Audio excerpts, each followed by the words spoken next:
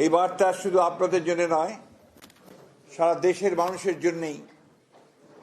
একটা স্বস্তির বার্তা নিয়ে আসবে। আমি আপনাদের অত্যন্ত আনন্দের সঙ্গে জানাচ্ছি যে আমাদের দলের ভারপ্রাপ্ত চেয়ারম্যান, আমাদের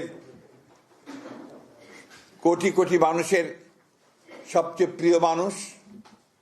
যিনি দীর্ঘ প্রায় 18 বছর ধরে নির্বাসিত অবস্থায় রয়েছেন বিদেশে এবং বিগত প্রায় 1 যুগ ধরে তিনি গণতান্ত্রিক আন্দোলনকে নেতৃত্ব দিয়েছেন এবং আমাদের দলকে নেতৃত্ব দিয়েছেন এবং আমাদের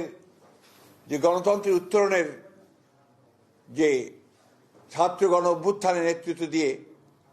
আমাদেরকে সাফল্যের দ্বার প্রান্তে পৌঁছে দিয়েছেন। আমাদের সেই সংগ্রামী নেতা, এই দেশের গণমানুষের অত্যন্ত প্রিয় মানুষ জনাব তারেক রহমান, আমাদের দলের ভারপ্রাপ্ত চেয়ারম্যান, তিনি আগামী 25শে ডিসেম্বর, আমি আবার রিপিট করছি যে আগামী 25শে ডিসেম্বর তিনি ঢাকার মাটিতে আমাদের মাঝে এসে পৌঁছবেন।